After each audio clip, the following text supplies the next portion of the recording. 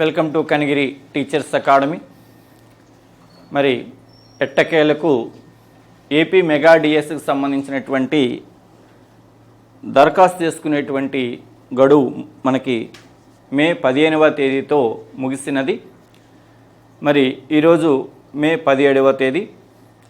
మరి మనకు న్యూస్ పేపర్లో వచ్చినటువంటి సమాచారం కావచ్చు, లేదా కొన్ని వెబ్సైట్లో వచ్చినటువంటి సమాచారం కావచ్చు, ఈ సమాచారం ఆధారంగా అసలు రాష్ట్ర వ్యాప్తంగా ఎంతమంది డిఎస్ అభ్యర్థులు డిఎస్సి కొరకు దరఖాస్తు చేసుకున్నారు, అలాగే అభ్యర్థులు ఒక్కొక్కరు ఒక పోస్టే కాకుండా అంటే వేరియస్ పోస్టులకు సంబంధించి దరఖాస్తు చేసుకున్నప్పుడు మొత్తం దరఖాస్తుల సంఖ్య ఎన్ని, ఏ జిల్లాలో అత్యధిక మంది దరఖాస్తు చేసుకున్నారు, ఏ జిల్లాలో తక్కువ మంది దరఖాస్తు చేసుకున్నారు అనే విషయాలతో పాటు ముఖ్యంగా మనకు ప్రస్తుతం మన దగ్గర ఉన్న ఇన్ఫర్మేషన్ ప్రకారం అయితే క్యాస్ట్ వైజ్గా అభ్యర్థుల సంఖ్య తెలుస్తుంది, కానీ జిల్లాల వారీగా పోస్ట్ వైజ్గా అంటే పోస్ట్ వైజ్గా తెలియట్లేదు. అది తెలిస్తే కొంత అభ్యర్థికి ఒక క్లారిటీ అనేటువంటిది వస్తుంది. అంటే పోస్ట్ వైజ్ అంటే ఎస్జిటికి ఒక జిల్లాలో అంటే ఎక్స్ అనే ఒక జిల్లాలో ఏ కేటగిరీలో ఎంతమంది దరఖాస్తు చేసుకున్నారు అనేటువంటిది పోస్ట్ వైజ్గా ఇవ్వలేదు. జస్ట్ ఒక్కొక్క జిల్లాని ఇచ్చి ఆ జిల్లాలో ఎంతమంది అభ్యర్థులు దరఖాస్తు చేసుకున్నారు అనేటువంటిది, ఆ జిల్లాలో ఉండేటువంటి అభ్యర్థుల్లో క్యాస్ట్ వైజ్గా ఓపెన్ క్యాండిడేట్స్ ఎంతమంది చేసుకున్నారు, బీసీ క్యాండిడేట్స్ ఎంతమంది చేసుకున్నారు, అలాగే ఎస్సీ క్యాండిడేట్స్, అలాగే ఈడబ్ల్యూఎస్ క్యాండిడేట్స్, అలాగే ఫిజికల్ ఛాలెంజ్డ్ క్యాండిడేట్స్, ఇలా వేరియస్ అంటే కేటగిరీ వైజ్గా ఇవ్వడం అనేటువంటి జరిగింది. ఆ విషయాలను ఒక్కసారి మీతో నేను చర్చించడం కోసం ఈరోజు రావడం జరిగింది. చూడండి, దరఖాస్తు చేసుకున్న అభ్యర్థుల సంఖ్య ఎంతమంది అంటే 3,35,400 మంది డిఎస్సి కోసం దరఖాస్తు చేసుకున్నటువంటి అభ్యర్థుల సంఖ్య. మరి ఇది ఎక్కువ సంఖ్య తక్కువ సంఖ్య అంటే మరి ఒక రకంగా చాలామందికి ఏంటంటే ముఖ్యంగా బీఈడి అభ్యర్థుల సంఖ్యకు సంబంధించి గత 6 సంవత్సరాల నుంచి నోటిఫికేషన్ లేకపోవడం వలన ఈ యొక్క వయో పరిమితిని 44కు పరిమితం చేయడం ద్వారా చాలామంది అభ్యర్థులు తగ్గిపోయారు. అంటే ఏజ్ వలన కొంతమంది అభ్యర్థులు దరఖాస్తు చేసుకోలేకపోయారు. అలాగే గ్రాడ్యుయేషన్ లెవెల్లో ఓపెన్ క్యాండిడేట్స్కి 50% లేకపోవడం వలన మరికొంతమంది అభ్యర్థులు దరఖాస్తు చేసుకోలేకపోయారు. అలాగే మరికొంతమందికి సరైనటువంటి ప్రజెంట్ కొత్తగా క్రియేట్ చేసినటువంటి వాళ్ళ యొక్క విధి విధానాల ద్వారా తగిన క్వాలిఫికేషన్స్ అర్హతలు లేకపోవడం వలన, ఏజ్ లేకపోవడం వలన, 50% లేకపోవడం వలన, పోస్టుకు సూచించినటువంటి గతంలో ఎలిజిబిలిటీ ఉండి ప్రజెంటు ఆ క్వాలిఫికేషన్స్ సరిపోకపోవడం వలన మరికొంతమంది దరఖాస్తు చేసుకోలేకపోయారు. మరి అయితే కేవలం టెట్లో ఎవరైతే అర్హత సాధించారో వారు మాత్రమే డిఎస్సికి అప్లై చేసుకున్నారు కాబట్టి ఈ సంఖ్య. అలా కాకుండా టెట్ కమ్ టీఆర్టీ అని ఉంటే ఇంకా దరఖాస్తు చేసుకున్నటువంటి అభ్యర్థుల సంఖ్య చాలా ఎక్కువగా ఉండేది. ఇంతకుముందు నేను చెప్పినప్పుడు కూడా మీకు చెప్పడం జరిగింది. అంటే ముఖ్యంగా ఎస్జిటి అభ్యర్థుల సంఖ్య జిల్లాల వారీగా చూసినప్పుడు గత డిఎస్సితో పోలిస్తే ఈసారి దరఖాస్తు చేసుకున్నటువంటి అభ్యర్థుల సంఖ్య తగ్గుతుందని చెప్పాను. కారణం ఏంటంటే కేవలం టెట్లో అర్హత సాధించిన వారు మాత్రమే దరఖాస్తు చేసుకోవాలి, కానీ 2018 అలా కాదు. టెట్ కమ్ టీఆర్టీ నిర్వహించడం ద్వారా టెట్లో అర్హత సాధించిన వారు కూడా అప్లై చేసుకోవడానికి అవకాశం అనేటువంటిది ఏర్పడింది. మరి ఇలా 3,35,401 మంది స్టేట్ వైడ్గా అప్లై చేసుకుంటే మరి ఒకే అభ్యర్థికి డిఫరెంట్ క్వాలిఫికేషన్స్ ఉంటాయి. ఒక అభ్యర్థి డిఈడి ఉంటుంది మరియు బీఈడి ఉంటుంది. బీఈడి ఉన్న అభ్యర్థి కూడా స్కూల్ అసిస్టెంట్ పోస్ట్కి అప్లై చేసుకుంటాడు, అలాగే టీజీటీకి అప్లై చేసుకుంటారు. అదనంగా పీజీ క్వాలిఫికేషన్స్ ఉంటే ప్రిన్సిపాల్స్ కూడా అప్లై చేసుకుంటారు. ఇలా ఒకే అభ్యర్థి తనకున్నటువంటి అర్హతలను బట్టి ఒకటికి మించినటువంటి ఎక్కువ ఉద్యోగాలకు కూడా దరఖాస్తు చేసుకోవడం వలన మొత్తం దరఖాస్తుల సంఖ్య ఎంతంటే 5,77,417 దరఖాస్తులు వివిధ రకాల ఉద్యోగాలకు అన్ని రకాల ఉద్యోగాలు, హెచ్జిటీలు వివిధ రకాల మీడియంలు, అన్ని స్కూల్ అసిస్టెంట్లు వివిధ రకాల మీడియంలు, అలాగే పీఈటీలు, టీజీటీలు, పీజీటీలు, ప్రిన్సిపల్స్, ఇలా విభిన్న రకాలైనటువంటి ఉద్యోగాలకు మొత్తం దరఖాస్తుల సంఖ్య ఎంత అంటే 5,77,417. మరి అప్లై చేసుకున్నటువంటి అభ్యర్థుల సంఖ్య పరంగా కానీ దరఖాస్తుల సంఖ్య పరంగా కానీ అత్యధిక మేజర్లు అంటే కర్నూలు. మనం మొదటి నుంచి అనుకుంటున్నాం పోస్టుల సంఖ్య అనేటువంటిది కర్నూలులో అత్యధికంగా ఉండడం వలన, మరి ముఖ్యంగా హెచ్జిటికి సంబంధించినటువంటి పోస్టులు అత్యధికంగా ఉండడం వలన, మరి ఆంధ్రప్రదేశ్లో ఏ జిల్లాలో అయితే తక్కువగా పోస్టుల సంఖ్య ఉన్నాయో ముఖ్యంగా నెల్లూరు, అలాగే ప్రకాశం, అనంతపురం, ఈ జిల్లాల నుంచి కర్నూలుకి కానీ చిత్తూరుకి కానీ నాన్లోకులకు కొంతమంది అభ్యర్థులు దరఖాస్తు చేసుకోవడం అనేటువంటిది జరిగింది. కాబట్టి అత్యధికం ఏ జిల్లా అంటే కర్నూలు, అత్యల్పం ఏంటంటే కడప జిల్లా వచ్చేసి అత్యల్పం. మరి వీటికి సంబంధించినటువంటి హాల్ టికెట్స్ అనేటువంటివి మనకు ఎప్పటి నుంచి డౌన్లోడ్, ఆల్రెడీ ఇంతకుముందు ఇన్ఫర్మేషన్ బులెటిన్లు ఇచ్చినటువంటి ఇన్ఫర్మేషన్ ఇదేం కొత్త ఏం కాదు. మనకి 20వ తేదీ నుంచి మాక్ టెస్ట్ అందుబాటులో ఉంటుందని చెప్పేసి అప్పుడే వాళ్ళు చెప్పడం జరిగింది. ఏపీ మెగా డిఎస్ 2025 వెబ్సైట్లోకి కానీ వెళ్తే అక్కడ మాక్ టెస్టులు ప్రాక్టీస్ కోసం వాళ్ళు ఒక్కొక్క సబ్జెక్ట్కి ఒక్కొక్క టెస్ట్ని అప్లోడ్ చేయడం అనేటువంటి జరుగుతుంది. కానీ ఇప్పుడు ఉండేటువంటి విధానంలో ప్రతి అభ్యర్థి కూడా ఆల్రెడీ ఎప్పటి నుంచో మొబైల్లో ప్రాక్టీస్ చేస్తూనే ఉన్నాడు. ఆన్లైన్ ఎగ్జామ్ వచ్చిన తర్వాత అదేం పెద్ద సమస్య కాదు. మరి హాల్ టికెట్స్ అనేటువంటివి 30వ తేదీ నుంచి డౌన్లోడ్ అవుతాయి. మరి అభ్యర్థులు ఇప్పటి వరకు కూడా ఎదురు చూస్తూ ఉన్నారు రకరకాల కారణాలతో. కొంతమంది వాయిదా పడాలని, కొంతమంది అంటే దాని యొక్క ప్రిపరేషన్ గడువుని, అంటే దాని యొక్క ప్రిపరేషన్ లిమిట్ డేస్ని పెంచాలని చెప్పేసి, అలాగే అర్హతలను తగ్గించాలని చెప్పేసి, వయోపరిమితిని పెంచాలని, మరలా టెట్ నిర్వహించాలని, ఇట్లా రకరకాల అభ్యర్థనలతో మరి ప్రభుత్వానికి నివేదించడం జరిగింది. నిన్నటిదాకా కూడా అభ్యర్థులు నివేదిస్తూనే ఉన్నారు. కానీ ఇప్పుడు ఈ విషయాన్ని మనం గమనిస్తే ఈ విషయం సుప్రీంకోర్టులో కూడా దీని మీద కేసు వేశారు అనేటువంటి విషయాన్ని మనం వార్తా పేపర్లో, సోషల్ మీడియాలో, వెబ్సైట్లో చూస్తున్నాం. మరి ఇవేమీ కూడా పట్టించుకోలేదు అనేటువంటి విషయం మనకు గవర్నమెంట్ చర్య ద్వారా అర్థమవుతుంది. మరి 30వ తేదీన హాల్ టికెట్లు డౌన్లోడ్ అయిపోతున్నాయి ఇప్పుడున్నటువంటి సమాచారం ప్రకారం. కాబట్టి జూన్ 6వ తేదీ నుంచి జూలై 6వ తేదీ వరకు ఎగ్జామ్స్ అనేటువంటివి జరిగిపోతాయన్నట్టుగా జరుగుతుంది. దీనికి ఇండికేట్గా ఏపీపీఎస్సీ ఆన్లైన్ ద్వారా నిర్వహించేటువంటి ఎగ్జామ్స్ వీటికి ఆటంకం కలగకూడదు అనేటువంటి ఆలోచనతో ఏమో మరి ఏపీపీఎస్సీ వాళ్ళు ముందుగానే ఆ యొక్క ఏవైతే ఎగ్జామ్స్ ఉన్నాయో జూన్ నెలలో, ఆ జూన్ నెలలో ఉండేటువంటి ఎగ్జామ్స్ను తాత్కాలికంగా ఏపీపీఎస్సీ వారు వాయిదా వేయడం జరిగింది. మరి ఇవన్నీ చూస్తే దాదాపు డిఎస్ ఎగ్జామ్ జరిగిపోయే విధంగానే కనపడుతుంది. ఇక్కడ అభ్యర్థులు కూడా ఇంకెలాంటి సందేహాలను మనసులో పెట్టుకోకుండా బీ పాజిటివ్, నేను సాధించగలను అనేటువంటి ఒక నమ్మకంతో మీరు ఈ ఉన్నటువంటి 20 డేస్, కొంతమందికి 20 డేస్ ఉంటుంది, కొంతమందికి 30 డేస్ కూడా ఉంటుంది, అంటే వాళ్ళకు వచ్చే ఎగ్జామ్ డేట్ని బట్టి అనమాట. మరి ఈ మొదట హెచ్జిటి వాళ్ళకి జరుగుతుందా లేదా స్కూల్ అసిస్టెంట్ వాళ్ళకి జరుగుతుందా అనేటువంటిది మనకు హాల్ టికెట్స్ డౌన్లోడ్ అయ్యేంత వరకు కూడా తెలియదమ్మా. అంటే వాళ్ళు ఎలా అంటే ఇది మనం ఏదో ఊహించి చెప్పేది కాదమ్మా. జనరల్గా ఏంటంటే ఏ సబ్జెక్ట్కి ఎంతమంది దరఖాస్తు చేసుకున్నారు, మరి ఆ దరఖాస్తు చేసుకున్నటువంటి అభ్యర్థుల సంఖ్య పరంగా ఏది ఎప్పుడు నిర్వహిస్తే వాళ్ళకి సౌలభ్యంగా ఉంటుంది, ఇవన్నీ క్యాలిక్యులేషన్ చేసుకొని వాళ్ళు మనకి హాల్ టికెట్స్ డౌన్లోడ్స్ ఇవ్వడం అనేది. కాబట్టి హాల్ టికెట్స్ డౌన్లోడ్ ఇచ్చేంత వరకు కానీ లేదా ప్రభుత్వం ఆ ఎగ్జామ్ యొక్క షెడ్యూల్ను ప్రకటించేంత వరకు కానీ హెచ్జిటి ముందు జరుగుతుందా లేదా స్కూల్ అసిస్టెంట్ ముందు జరుగుతుందా అనేటువంటిది మనం చెప్పలేనటువంటి పరిస్థితి. అవి మీరు పట్టించుకోవద్దమ్మా. ఒకవేళ స్కూల్ అసిస్టెంట్కి కావచ్చు లేదా హెచ్జిటికి కావచ్చు, ఒక వారం 10 రోజులు ముందు వెనక దీనివల్ల ఏదో అద్భుతాలు జరిగిపోతాయి, ఏదో పెద్ద సమయం వచ్చేస్తుంది, 10 రోజుల్లో నేను ఇంకా ఏదో సాధించగలుగుతాను, అవన్నీ కూడా పక్కన పెట్టేసేది. మెంటల్గా మీరు అందరి యొక్క ఆలోచన ఎలా ఉండాలంటే జూన్ మొదటి వారం తర్వాత ఏ రోజు పరీక్ష జరిగినా కూడా నేను రాయడానికి సంసిద్ధంగా ఉండగలుగుతాననేటువంటి భరోసాతో మీరు ఉండాలి తప్ప ముందు నాకు ఇది జరుగుతుందా అది జరుగుతుంది. ఎక్కువగా మాకు వచ్చే ఫోన్ కాల్స్ మీద కూడా ఇవి అడుగుతుంటారు. పెద్ద తేడా ఉండదు. వారం రోజులు ఎన్ని రోజులు ముగిసిపోద్ది చెప్పండి. ఒకవేళ స్కూల్ అసిస్టెంట్కి ముందు జరిగిందనుకోండి, వారం 10 రోజుల్లో హెచ్జిటి స్టార్ట్ అయిపోతాయి. లేదా హెచ్జిటి ముందు జరిగిందనుకోండి, అదే వారం 10 రోజుల తర్వాత స్కూల్ అసిస్టెంట్కి స్టార్ట్ అయిపోతాయి.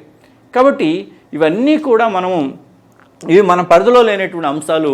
ఇవన్నీ కూడా మన వృధా అంటే వీటన్నిటికీ మనం సమయాన్ని కేటాయించడం వల్ల ప్రిపరేషన్కి ఉండేటువంటి మన యొక్క విలువైనటువంటి సమయాన్ని మనం కోల్పోవడం అనేటువంటి జరుగుతుంది. ఇంకా ఆ విషయాలన్నీ కూడా పక్కన పెట్టేసేయండి. మీరు ఎవరు చెప్పే అంశాలు కావచ్చు, లేదా దానికోసం యూట్యూబ్లో చర్చ చేయడం, టేబుల్, ఇవేమి రహస్యంగా చేసేవి కాదు. గవర్నమెంట్ ప్రకటిస్తేనే నాకైనా మీకైనా మరొకరికైనా తెలుస్తుంది తప్ప ఎవరు చెప్పినా కూడా ఇది ఊహించి చెప్పడమే తప్ప నిజాలైతే కావు. కాబట్టి నేను చెప్పేది ఏంటంటే ప్రతి డిఎస్ అభ్యర్థి కూడా జూన్ 1st వీక్ కల్లా ప్రిపరేషన్, జూన్ 1st వీక్ తర్వాత ఏ రోజు ఎగ్జామ్ జరిగినా కూడా నేను రాయడానికి సిద్ధంగా ఉండగలుగుతాననేటువంటి ఒక భరోసాతో మీరు ఉండాలి. మరి ఇప్పుడు నేను జస్ట్ ఒక 5 లేదా 10 నిమిషాలు జిల్లాల వారీగా దరఖాస్తు చేసుకున్నటువంటి అభ్యర్థుల సంఖ్యను ఒక్కసారి మీకు చెప్తాను కేటగిరీ వైజ్గా. జస్ట్ ఇది ఒక అవగాహన కోసమే తప్ప దీనివల్ల ఏదో మనకి ఇప్పుడు దీని ద్వారా మన యొక్క నిర్ణయాలు మారుతాయి అనుకోవద్దు. ఎందుకంటే ఆల్రెడీ మీరు అప్లై చేసేసారు, మీరు వివిధ జిల్లాలకు అప్లై చేసేసారు. ఇక ఇప్పుడు అప్లై చేసినటువంటి జిల్లాను మార్చుకోవడానికి కూడా అవకాశం లేదు. జస్ట్ కాకపోతే మనకు ఒకటి ఉంటుంది కదా, మన జిల్లాలో మన కేటగిరీలో ఎంతమంది అప్లై చేశారని. అది కూడా ఇప్పుడు క్లారిటీ కూడా తెలియదు. ఎందుకంటే ఇక్కడ ఇచ్చినటువంటి అభ్యర్థులు అన్నీ కూడా ఏంటంటే ఎస్జిటి, అలాగే స్కూల్ అసిస్టెంటు, అలాగే పిఈటి, అలాగే పీజీటీ, అలాగే టీజీటీ, అలాగే ప్రిన్సిపల్స్ ఇవి కదా మనకు కలిపి ఇవన్నీ జాబ్స్ కదా. SGT, school assistant, PET, PGT, TGT, principal పోస్టులు వీటన్నిటికీ కలిపి వీళ్ళు. కాబట్టి కేవలం ఏదో ఎస్జిటికే వీళ్ళు, ఎస్ఏకే వీళ్ళు అనుకోవద్దు. మరి ఎస్ఏలో కూడా మళ్ళీ డిఫరెంట్ సబ్జెక్ట్స్ ఉన్నాయి కదా, ఎస్ఏలో కూడా డిఫరెంట్ సబ్జెక్ట్స్ ఉన్నాయి, పీజీటీలో కూడా డిఫరెంట్ సబ్జెక్ట్స్ ఉన్నాయి, టీజీటీలో కూడా డిఫరెంట్ సబ్జెక్ట్స్ ఉన్నాయి. వీళ్ళందరినీ కలిపి మనకి ఇచ్చినటువంటి నెంబర్ అనమాట అభ్యర్థుల సంఖ్య. ఇప్పుడు చూడండి, శ్రీకాకుళంలో ఓపెన్ క్యాండిడేట్స్ గురించి మాట్లాడుకుందాం. వివిధ జిల్లాల్లో శ్రీకాకుళంలో ఓపెన్ క్యాండిడేట్స్ ఎంతమంది దరఖాస్తు చేసుకున్నారంటే 653 మంది ఓపెన్ క్యాండిడేట్స్ ఉన్నారు.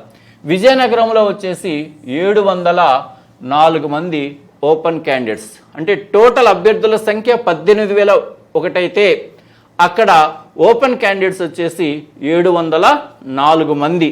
శ్రీకాకుళంలో టోటల్ అప్లికెంట్స్ అంటే మొత్తం దరఖాస్తు చేసుకున్న వారు 22,000 చిల్లర అయితే అందులో 653 మంది ఓపెన్ క్యాండిడేట్స్. విశాఖపట్నంలో 29,779 మంది టోటల్ అప్లికెంట్స్ అయితే అందులో దరఖాస్తు చేసుకున్న ఓసీ అభ్యర్థుల సంఖ్య 1626. ఈస్ట్ గోదావరిలో దరఖాస్తు చేసుకున్న అభ్యర్థుల సంఖ్య 38,000 మంది అయితే అందులో ఓపెన్ క్యాండిడేట్స్ 5,120 మంది. వెస్ట్ గోదావరి, పశ్చిమ గోదావరి జిల్లాలో మొత్తం దరఖాస్తు చేసుకున్నటువంటి అభ్యర్థుల సంఖ్య 25,000 చిల్లర అయితే అందులో ఓపెన్ క్యాండిడేట్స్ వచ్చేసి 2,477. మరి కృష్ణా జిల్లాలో మొత్తం దరఖాస్తు చేసుకున్న అభ్యర్థుల సంఖ్య 19,953, దాదాపు 20,000 మంది. అందులో ఓపెన్ క్యాండిడేట్స్ వచ్చేసి 2,305 మంది ఓపెన్ క్యాండిడేట్స్. గుంటూరు వచ్చేసి 25,000 మంది అప్లై చేసుకున్నారు. అందులో 2,866 మంది ఓపెన్ క్యాండిడేట్స్. మరి ప్రకాశంలో వచ్చేసి 21,000 మంది. ప్రకాశం వచ్చేసి మొత్తం దరఖాస్తు చేసుకున్న వాళ్ళు అన్ని కేటగిరీలు అమ్మ. ఇక్కడ నేను చెప్పినట్లుగా ఎస్జిటి, అన్ని రకాల స్కూల్ అసిస్టెంట్లు, పీఈటీలు, పీజీటీ, టీజీటీ, ప్రిన్సిపల్స్ అన్నీ కలిపి అన్నమాట ఇవి. మరి ప్రకాశం జిల్లాలో దరఖాస్తు చేసుకున్న వాళ్ళు 21,000 మంది, అన్ని రకాల సబ్జెక్టులు కలిపి. అందులో ఓపెన్ క్యాండిడేట్స్ వచ్చేసి 2,186 మంది, 2,186 మంది. నెల్లూరు వచ్చేసి 15,993, అంటే దాదాపు 16,000 మంది అప్లై చేశారు డిఎస్సికి. అందులో ఓపెన్ క్యాండిడేట్స్ వచ్చేసి 14,068. చిత్తూరు వచ్చేసి 26,000 మంది. సాధారణంగా ఎప్పుడు కూడా ప్రకాశం కంటే కూడా చిత్తూరు తక్కువగానే ఉంటారు. కానీ ఈసారి చిత్తూరు సంఖ్య పెరిగింది అంటే దాని అర్థం నాన్ లోకల్ క్యాండిడేట్స్ వెళ్ళారని అక్కడికి అర్థం. మరి ఇక్కడ చిత్తూరులో వచ్చేసి ఓపెన్ క్యాండిడేట్స్ 2,856 మంది, 2,856 మంది. మరి కడపలో వచ్చేసి 15,000 మంది దరఖాస్తు చేసుకుంటే అందులో ఓపెన్ క్యాండిడేట్స్ వచ్చేసి 2371. అనంతపురంలో 29,078 29,078 మంది దరఖాస్తు చేసుకుంటే అందులో ఓపెన్ క్యాండిడేట్స్ వచ్చేసి 3,089. మరి అనంతపురానికి కర్నూలుకి తేడా దాదాపు వచ్చేసి 10,000 ఉన్నాయి. కర్నూలులో వచ్చేసి మొత్తం దరఖాస్తు చేసుకున్న వారి సంఖ్య 39,997. అంటే దాదాపు 40,000 మంది అభ్యర్థులు కర్నూలు జిల్లాకి దరఖాస్తు చేసుకోవడం అనేటువంటిది జరిగింది. మరి అందులో ఓపెన్ క్యాండిడేట్స్ వచ్చేసి 2,540 మంది. మరి ఇవి ఇక అదర్ స్టేట్ గురించి మనకి అవసరం. వీటి పరంగా కానీ చూస్తే మరి ఫస్ట్ ప్లేస్ ఏంటంటే కర్నూలు, దరఖాస్తు చేసుకున్న వాళ్ళలో first place Kurnool, second place వచ్చేసి అనంతపురం. కర్నూలు తర్వాత అనంతపురంలో ఎక్కువ మంది కర్నూలు తర్వాత ఈస్ట్ గోదావరి ఎక్కువ మంది దరఖాస్తు చేసుకోవడం అనేటువంటి జరిగింది. అంటే 38,000. తర్వాత అనంతపురం కానీ విశాఖపట్నం కానీ దాదాపు ఈ రెండు ఒకే ప్లేస్లో ఉన్నాయి, థర్డ్ ప్లేస్లో ఉన్నాయి.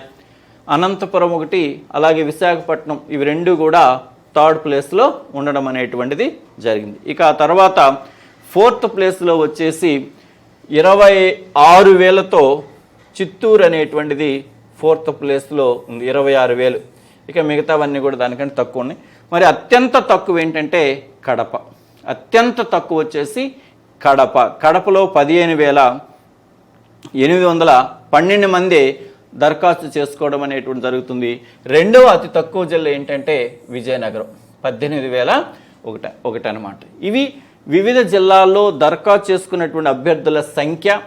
ఆ అభ్యర్థులలో ఓపెన్ కేటగిరీకి ఓసీ క్యాండిడేట్స్ ఎవరనేటువంటిది చూసాం.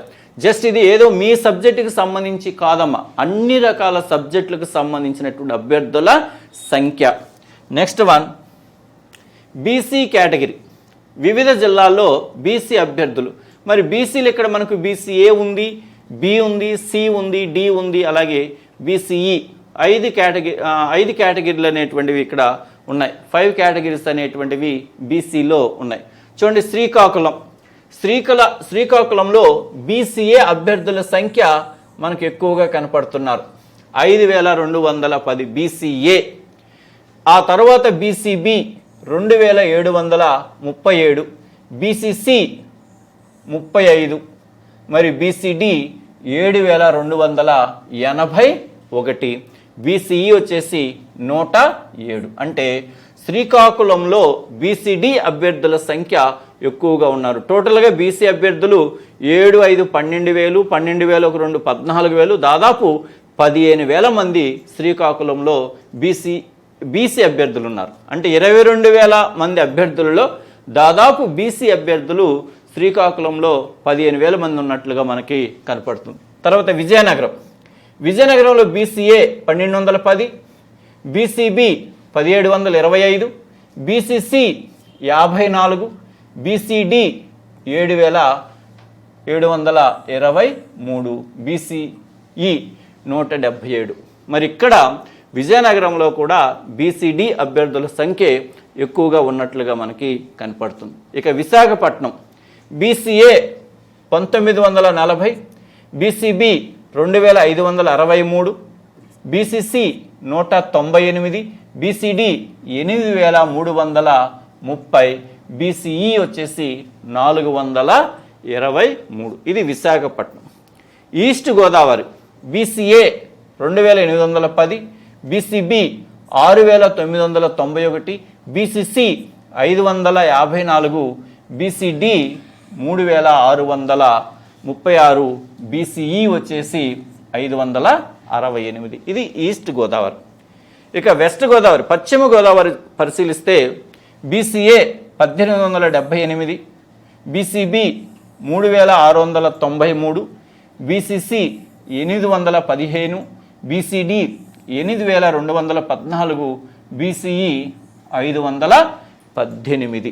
ఇది వెస్ట్ గోదావరి అండి. పశ్చిమ గోదావరి జిల్లాలో బీసీ కేటగిరీ వాళ్ళు వివిధ వర్గాలకు సంబంధించిన వారు దరఖాస్తు చేసుకున్న వారి సంఖ్య. కృష్ణా జిల్లాలో BCA 1963, BCB 2530, BCC 730, BCD 2004, BCE 959. ఇది కృష్ణా జిల్లా. గుంటూరు జిల్లాకు వచ్చినట్లయితే BCA 2386, BCB 2896, BCC 557, BCD 2020, BCE వచ్చేసి 2320. గుంటూరు వచ్చేసి బీసీఈ 2320. అంటే ఇప్పుడు చెప్పుకున్నటువంటి 7 జిల్లాల్లో బీసీఈ అభ్యర్థుల సంఖ్య గుంటూరు జిల్లాలో ఎక్కువగా ఉన్నట్లుగా మనకి కనపడుతుంది. ఇక ప్రకాశానికి వస్తే ప్రకాశంలో BCA 2240, BCB 2166, BCC 2218, BCD 2313, BCE 1434. ఇది Prakasam. Nellore BCA 1684, BCB 1930, BCC 188, BCD 2004, BCE 1050. ఇది నెల్లూరు. ఇక చిత్తూరు వస్తే BCA 4000, BCB 3790, BCC 101, BCD 2570, BCE 1661. BCE. Next one Kadapa BCA 1455, BCB 2451, BCC 175, BCD 1422, BCE 1652. ఇక అనంతపూర్ చూస్తే BCA 5282, BCB 5497, BCC 118, BCD 2600, BCE 2265. ఇక Kurnool BCA 6192, BCB 6086, BCC 458, BCD 3415, BCE 4591. కర్నూలులో BC అభ్యర్థుల సంఖ్య మిగతా జిల్లాలతో పోలిస్తే ఎక్కువగా ఉన్నట్లుగా కనపడుతుంది. ఆ దామాషలో అన్ని కేటగిరీలు కూడా ఎక్కువగానే ఉన్నాయి. ఇది వివిధ జిల్లాల్లో డిఎస్సికి దరఖాస్తు చేసుకున్న బీసీ అభ్యర్థుల సంఖ్య. Next one SC and ST అభ్యర్థులు అండ్ ఈడబ్ల్యూఎస్ అభ్యర్థుల గురించి చూద్దాం. మరి ఎస్సీ అభ్యర్థుల్ని మరి ఈ మధ్య మనకి ఆంధ్రప్రదేశ్లో ఎస్సీ వర్గీకరణ, ఎస్సీ క్లాసిఫికేషన్ అనేటువంటిది జరిగింది. ఆ విషయం మనకు అందరికి కూడా తెలుసు. ఏప్రిల్ నుంచి అది మనకు అమలు అవుతుంది కూడా ఏపీలో. మరి ఇక్కడ దీన్ని గ్రేడ్ 1, గ్రేడ్ 2, గ్రేడ్ 3 అని 3 గ్రేడ్లుగా దీన్ని డివైడ్ చేయడం అనేటువంటిది జరిగింది. మరి దాని పరంగా చూడండి. శ్రీకాకుళం ఎస్సీలో గ్రేడ్ 1 516, ఎస్సీలో గ్రేడ్ 2 666, ఎస్సీలో గ్రేడ్ 3 3066.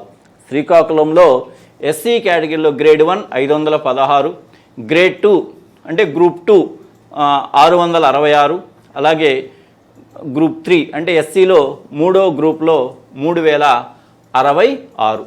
ఎస్టీ వచ్చేసి 2377, ఈడబ్ల్యూఎస్ఎస్ వచ్చేసి 408. ఈడబ్ల్యూఎస్ఎస్ వచ్చేసి 408.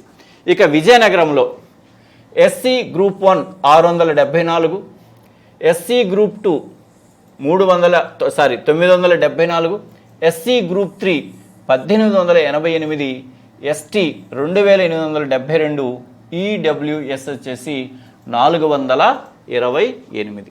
ఇక Visakhapatnam SC group 1 479, SC group 2 876, SC group 3 2821, ST వచ్చేసి 10,523. విశాఖపట్నం. కారణం ఏంటంటే విశాఖపట్నం, ఉమ్మడి విశాఖపట్నం జిల్లాలో ఎక్కువగా ఏజెన్సీ ప్రాంతాలు ఉంటాయి కాబట్టి అక్కడ ఆ ఏజెన్సీ వాళ్ళంతా కూడా ఎక్కువగా ఎస్టీ కేటగిరీకి సంబంధించిన వాళ్ళు ఉంటారు కాబట్టి మనకు అక్కడ 10,000 అనేటువంటిది కనపడుతుంది. గిరిజన ప్రాంతాలు ఉమ్మడి ఇప్పుడు ఉండేటువంటి పార్వతీపురం, మన్యం కానీ అలాగే అరకు, పాడేరు కానీ ఇవన్నీ కూడా ఉమ్మడి విశాఖపట్నం జిల్లాకు సంబంధించినటువంటి ప్రాంతాలు అనమాట. ఇక్కడ ఎస్టీ కేటగిరీ అక్కడ ఎక్కువగా ఉంటారు. ఈడబ్ల్యూఎస్ వచ్చేసి 890.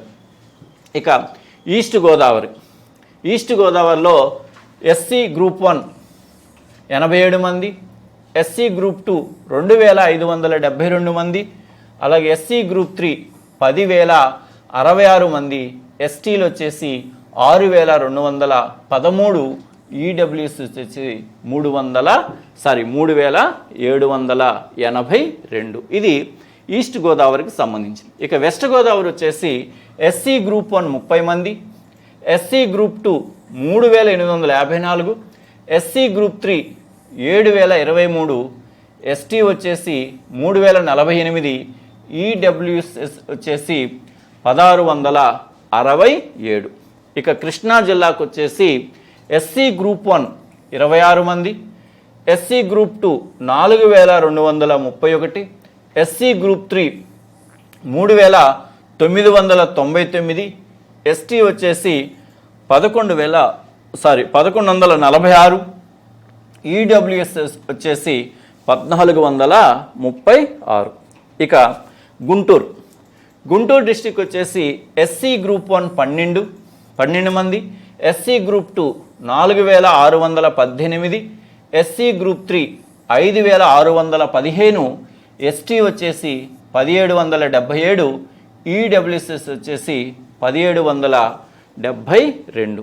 ఇక Prakasam SC group 1 2, SC group 2 4,522, SC group 3 4,114, ST 1,221, EWS వచ్చేసి 1,833. ప్రకాశం ఈడబ్ల్యూఎస్ వచ్చి 1,833. ఇక Nellore SC group 1 2, SC group 2 2,283, SC group 3 4,427, ST 957, మరి ఈడబ్ల్యూఎస్ వచ్చేసి 900 మంది. Next one Chittoor SC group 1 4, SC group 2 1,872, SC group 3 7,997, ST 1,650, EWS వచ్చేసి 1,664. ఇక కడపలో ఎస్సీ గ్రూప్ 1 1, ఎస్సీ గ్రూప్ ఒకరు అప్లై చేశారు, ఎస్సీ గ్రూప్ 2 2,204 మంది, ఎస్సీ గ్రూప్ 3 3,215, ఎస్టీ 866, ఈడబ్ల్యూఎస్ వచ్చేసి 1,471.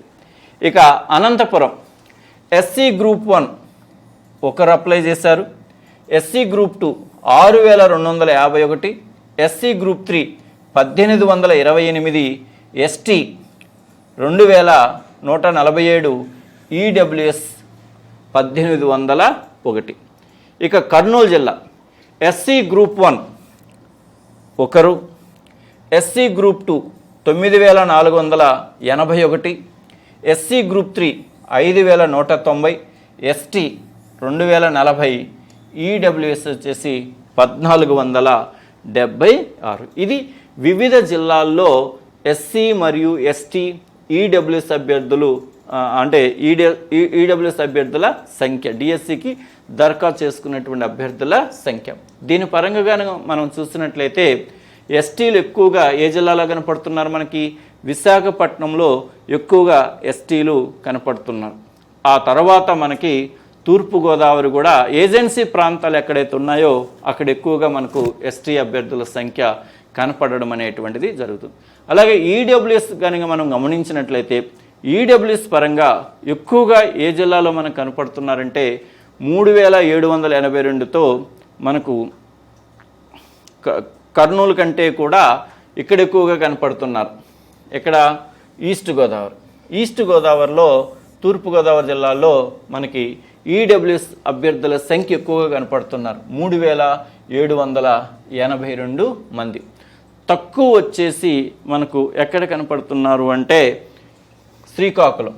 ఈడబ్ల్యూఎస్ అభ్యర్థుల సంఖ్య తక్కువగా మనకి ఎక్కడ కనపడుతున్నారంటే శ్రీకాకుళంలో కనపడుతున్నారు. అది అంటే జనరల్గా మనం గమనిస్తే ఈస్ట్ గోదావరి కానీ గమనిస్తే ఓపెన్ క్యాండిడేట్స్ అనేటువంటి వాళ్ళు ఇక్కడ దాదాపు 5120 మంది ఉన్నారు. కాబట్టి అంటే ఓపెన్ క్యాండిడేట్స్ ఎక్కడైతే ఎక్కువగా ఉంటారో ఆ దామాషాలోనే ఈడబ్ల్యూఎస్ అప్లై చేసుకుంటారు. కాబట్టి ఇక్కడ మనకి తూర్పుగోదావరి జిల్లాలో ఓపెన్ క్యాండిడేట్స్ ఎక్కువ ఉన్నారు కాబట్టి ఇక్కడ ఈడబ్ల్యూఎస్ కూడా ఎక్కువగా ఉన్నారనమాట. అది నెక్స్ట్ వన్. ఇక ఫిజికల్ ఛాలెంజ్డ్ క్యాండిడేట్స్, దివ్యాంగులు. ఇక్కడ 4 రకాలైనటువంటి దివ్యాంగులకు సంబంధించి మనకు ఇవ్వడం జరిగింది. Visual handicapped, hearing handicapped, orthopaedical handicapped, అలాగే మెంటల్ ఇంపైర్డ్ చిల్డ్రన్స్. ఇవి 4 రకాల అభ్యర్థులు మనకి ఇవ్వడం జరిగింది. అందుకే వినికిడి లోపం, దృష్టి లోపం కలిగిన వారు, అలాగే వినికిడి లోపం కలిగిన వారు, అంగవైకల్యం కలిగిన వారు, అలాగే మానసిక వైకల్యానికి సంబంధించినటువంటి అభ్యర్థుల సంఖ్య పరంగా 4 రకాలుగా ఫిజికల్ ఛాలెంజ్డ్ క్యాండిడేట్స్ని ఇక్కడ ఇవ్వడం అనేటువంటిది జరిగిందనమాట. సరే, ఇది వివిధ జిల్లాలకు సంబంధించినటువంటి సమాచారంగా మనం దీన్ని చెప్పుకోవచ్చు. ఇది కేవలం ఒక అవగాహన మాత్రమే. ఆయా జిల్లాల్లో ఏ కేటగిరీలో ఉండేటువంటి అభ్యర్థులు దరఖాస్తు ఎంతమంది చేసుకున్నారనే దాని ఒక అవగాహన కోసమే. మనకి ఇంకా 1-2 రోజుల్లో జిల్లాల వారిగా హెచ్జిటికి ఎంతమంది దరఖాస్తు చేసుకున్నారు, స్కూల్ అసిస్టెంట్లో సబ్జెక్టుల వారిగా ఎంతమంది దరఖాస్తు చేసుకున్నారు అనేటువంటిది కూడా మనకి 2-3 రోజుల ఇన్ఫర్మేషన్ వస్తుంది. ఆ ఇన్ఫర్మేషన్ రాగానే దానికి సంబంధించినటువంటి వీడియో కూడా చేసి మీ ముందు ఉంచడం అనేటువంటి జరుగుతుంది.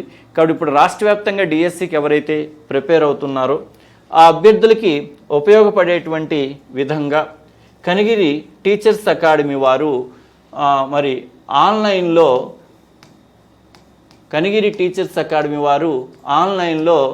గ్రాండ్ టెస్ట్ సిరీస్ అనేటువంటిది ఒకటి జరుగుతుంది. అంటే ఫైనల్ టచ్ అనేటువంటి పేరుతో ఒక ఆన్లైన్ గ్రాండ్ టెస్ట్ సిరీస్ అనేటువంటి స్టార్ట్ అయ్యి జరుగుతుంది. హెచ్జిటి అభ్యర్థులకు వచ్చేసి మొత్తం 17 గ్రాండ్ టెస్ట్లు అనేటువంటివి అందులో మీకు అవైలబుల్లో ఉన్నాయి. హెచ్జిటి వాళ్ళకి 17 గ్రాండ్ టెస్ట్లు అందుబాటులో ఉంటాయి. అలాగే స్కూల్